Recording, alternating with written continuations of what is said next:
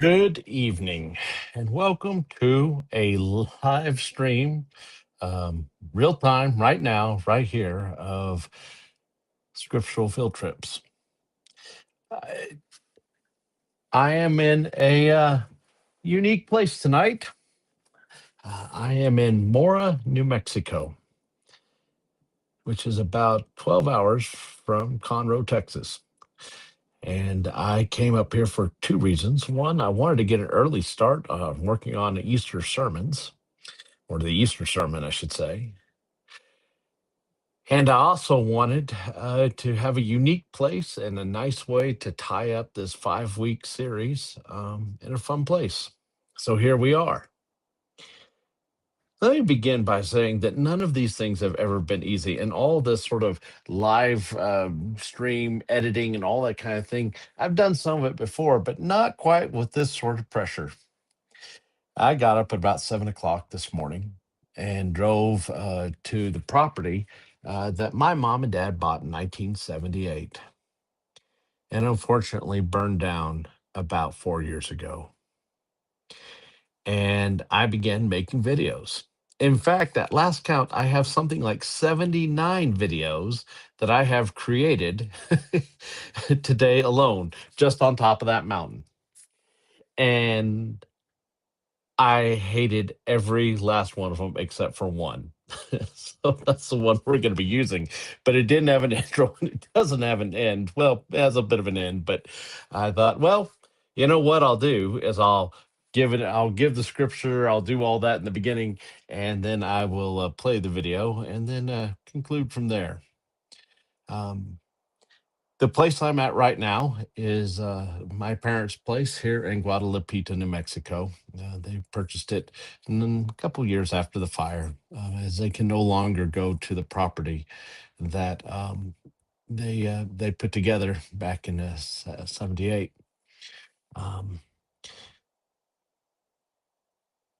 What else do I need to tell you? Um, how about this? A reading from Scripture.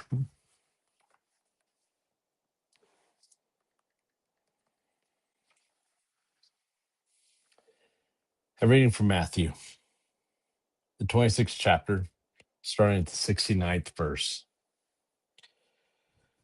Now Peter was setting out in the courtyard, and a servant girl came to him. You also were with Jesus of Galilee, she said. But he denied it before them all.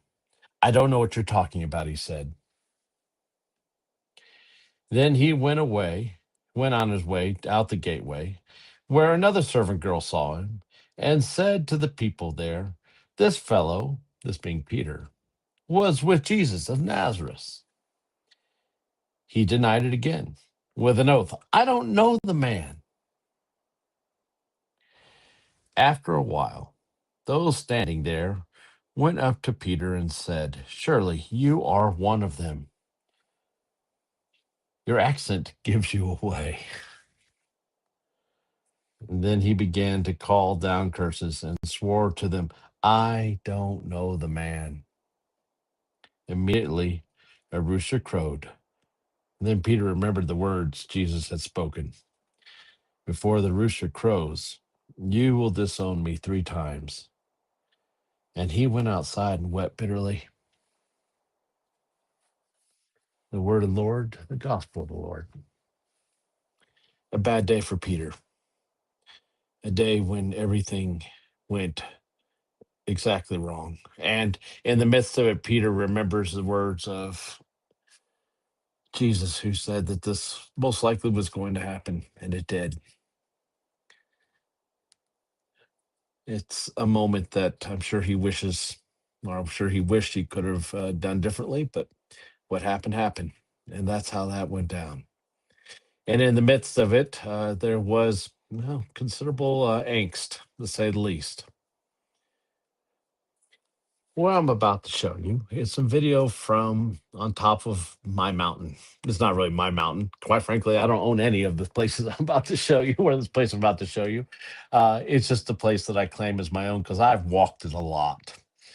I've gotten to know the people up there. I know the land well.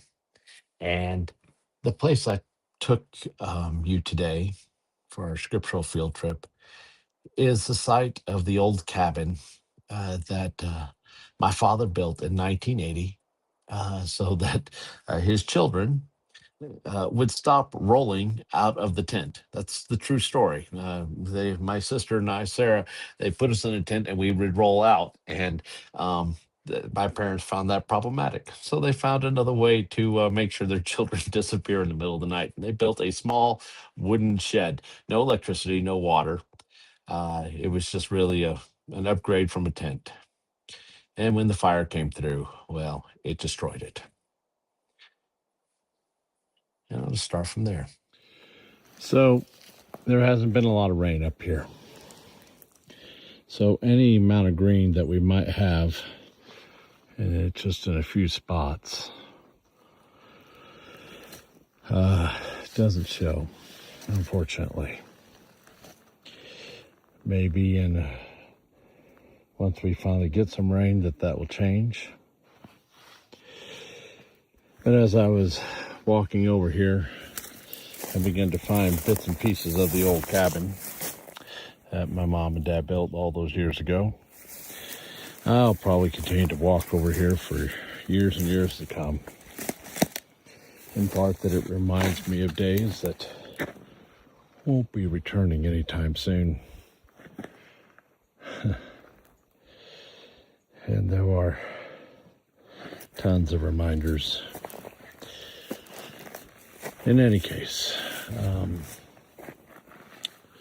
see if I can get us over there. Yeah.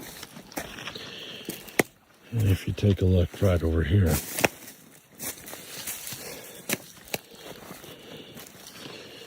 you'll begin to see that there is signs of once was life here. The old,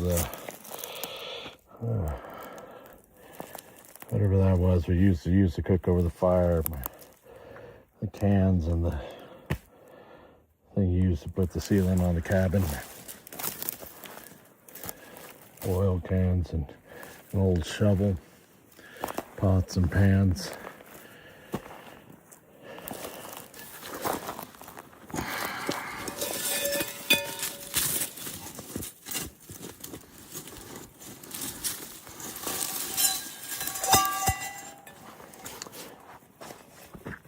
Paint over here at the stump where I, as an ambitious 5-year-old, decided that I needed to learn how to hammer nails. It's the trees over here where my sister and I used to put our hammocks up. All of it gone. It's okay. Nothing lasts forever. But this is definitely a much more challenging scene than it was even just a few months ago because there hasn't been any rain. There's not a lot of life here, is there? It looks incredibly sad and like there just isn't much hope. But that may be the whole reason of being up here. That may be the whole story. Because you see, there is hope, and you're looking right at it. Meet the aspen. And there are a lot of them over here. They just don't have any leaves right now. But aspen are a remarkable plant. They all burned down, by the way. And these are the ones that have grown up in the last 4 years. And they'll continue to grow. You see, aspen are an interesting plant. They grow in groves, and they're a network. So this aspen here is tied to those aspen over there. They're tied to those aspen over there. And you know what aspen love? They love water. And you might say, well, great, but why does that help you? Because this mountain needs trees.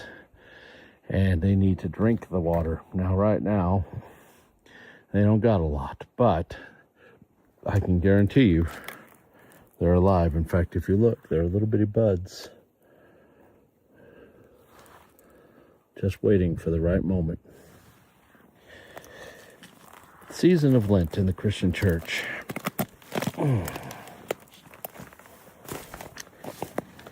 Isn't about just suffering for the sake of suffering. It's a recognition that it's a time of slow growth, lack of water, if you will.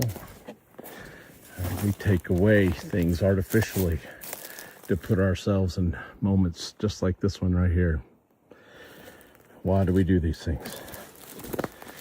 Well, in part, it's the rhythm of the Christian life, to let some things die that need to die so that new things will begin.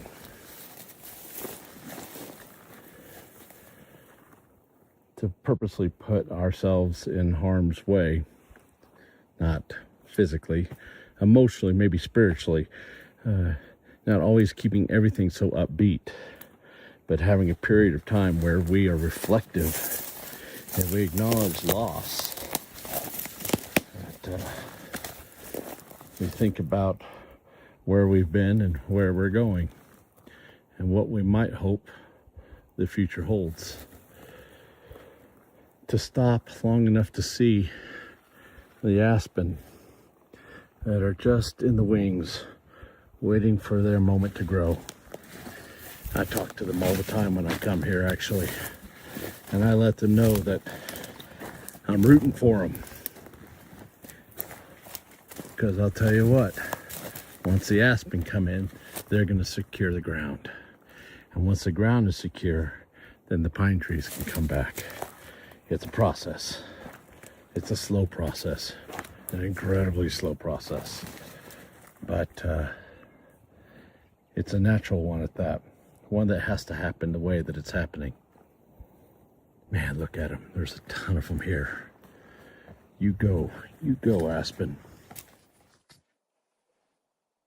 In the same way in which Peter denied Christ and certainly had his moment of failure, he also becomes the leader of the church and grows from that moment. In the same way which we lose Jesus on the cross, we also discover new life and new hope from the resurrection. And in the same way this fire has destroyed memories and life and land, new things will grow from it too. Lent is a good time to reflect on all those things and to embrace that. We had to say goodbye to uh, doing Wednesday night worship at Tree of Life. That's how these scriptural field trips began. We weren't going to do midweek service, but I felt strongly that we should do something, and so we did. And this is what we did, and it's been okay. I mean, it's our first step. I don't think it's been perfect by any stretch, but I've heard enough reflection from other folks to say they like it. I think we're just going to keep doing it. Not as often. Every week is a bit much, but I bet I can pull it off at least once or twice a month for sure. And so we're going to keep doing that. Something new. Uh, Born out of something that died. Not necessarily the worst thing in the world, my friends. It's the nature of faith. Uh, Death is never the final word. Well, I get on an airplane on Friday so I can come home. Flying out of Albuquerque, that should be doable. um, Getting back here after Easter, that's going to be a whole nother matter. But needless to say, I look forward to seeing everyone on Sunday. Those of you who attend Tree of Life, and those of you who don't, but just been watching these along, it's been a pleasure to have you along. And I hope that we'll connect again as we continue to do these things. As I say every week, God's grace and peace.